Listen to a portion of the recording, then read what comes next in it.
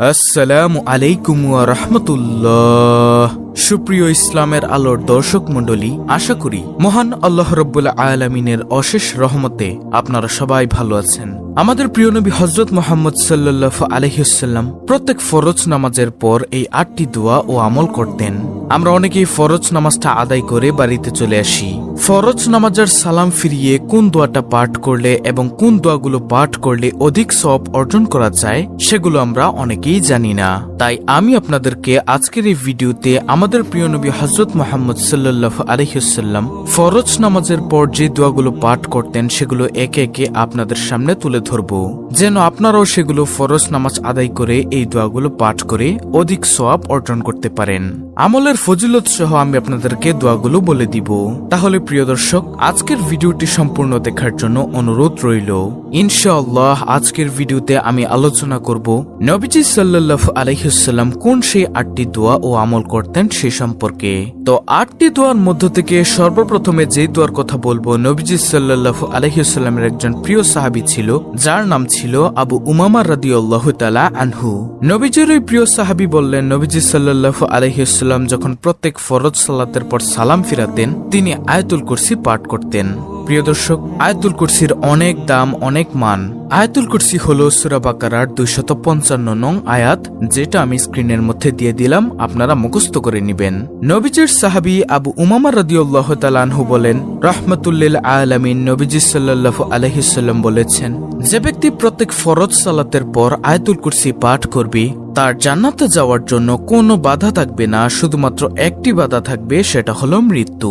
যখনই সে মৃত্যুবরণ করবে সাথে সাথে আল্লাহ তাআলার জান্নাতে চলে যাবে। সুবহানাল্লাহ। নাসাই শরীফের হাদিস। এছাড়াও অন্য আরেকটি হাদিস, এই আয়াতুল কুরসি যদি কেউ ঘুমানোর পূর্বে বিছানায় গিয়ে পাঠ করতে পারে তাহলে সারা রাত একজন রহমতের ফেরেশতা তাকে পাহারা দিবে, যেন দুনিয়ার কোনো জিন শয়তান ও মানুষ শয়তান তার কোনো ক্ষতি করতে না পারে। সুবহানাল্লাহ। এছাড়াও এই আয়াতুল কুরসির রয়েছে অসংখ্য ফজিলত, যা ভিডিওতে বলে শেষ করা যাবে না। তাই প্রিয় দর্শক, অবশ্যই প্রত্যেক ফরজ নামাজের পর সালাম ফিরানোর সাথে সাথে আমরা আয়াতুল কুরসি পাঠ করার মতো চেষ্টা করব এবং প্রতিদিন সকাল বিকাল রাতের জবানে আয়াতুল কুরসি জারি রাখবো ইনশাআল্লাহ। তো এটি গেল প্রথম নম্বর আমল।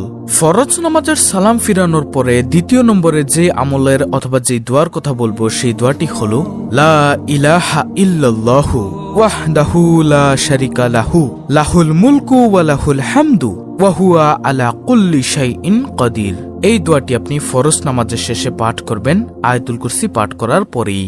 যে ব্যক্তি এই দোয়াটা পাঠ করবে তার গুনাহের পরিমাণ যদি সমুদ্রের ফেনা রাশির পরিমাণ হয়ে থাকে তারপরেও রব্বুল আলামিন সেই গুনাহগুলোকে ক্ষমা করে দিবেন। তাই আমরা প্রত্যেক ফরজ সালাতের পর পড়ব।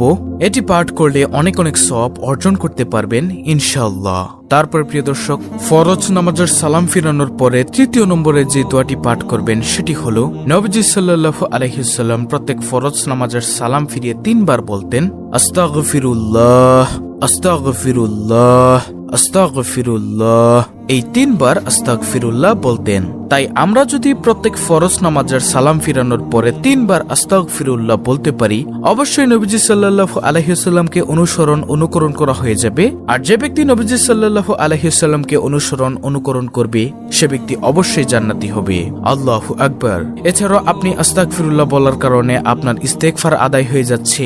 নবীজি সাল্লাল্লাহু আলাইহি ওয়াসাল্লাম বলেন, এই আস্তাগফিরুল্লাহ হলো একটি ইস্তেগফার। আর যে ব্যক্তি বেশি বেশি পরিমাণে ইস্তেগফারের আমল করবে আল্লাহ তার সব বিপদ আপদ দূর করে দিবেন, তাকে উত্তম রিজিক দান করবেন। সুবহানাল্লাহ। তার গুনাহগুলো রব্বুল আলামিন ক্ষমা করতে থাকবেন। আল্লাহু আকবার। তাই ফরজ নামাজের সালাম ফিরানোর পরেই 3 বার বলবো আস্তাগফিরুল্লাহ আস্তাগফিরুল্লাহ আস্তাগফিরুল্লাহ, এবং সারাদিনে যখন এই সময় পাবো তখনই আমরা এটি পড়ব। তারপরে চতুর্থ নম্বরে যে আমলের কথা বলবো সেটি হলো নবীজি সাল্লাল্লাহু আলাইহি ওয়াসাল্লামের প্রিয় সাহাবায়ে কেরামগণ বলেন, নবীজি যখন প্রত্যেক ফরজ সালাতের সালাম ফিরাতেন একবার বলতেন আল্লাহু আকবার, তাই আমরাও সালাম ফিরানোর পরে একবার সশব্দে বলবো আল্লাহু আকবার।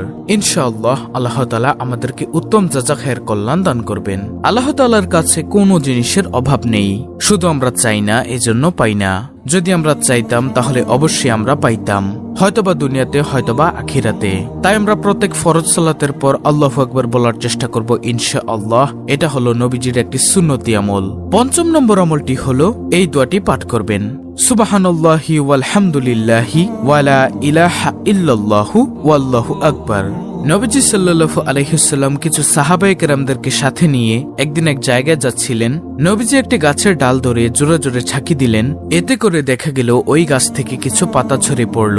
নবীজি সাহাবায়ে কেরামদেরকে ডেকে ডেকে বললেন, দেখো, এই যে আমি ঝাঁকি দেওয়ার কারণে গাছের পাতাগুলো ঝরে পড়ে গেল, ঠিক তেমনি ভাবে যে ব্যক্তি সুবহানাল্লাহি ওয়ালহামদুলিল্লাহি ওয়ালা ইলাহা ইল্লাল্লাহু ওয়াল্লাহু আকবার এই 4টি জিকির একত্রে করবে, তার আমলনামা থেকেও গুনাহের ময়লাগুলো এভাবে ঝরে পড়ে যাবে।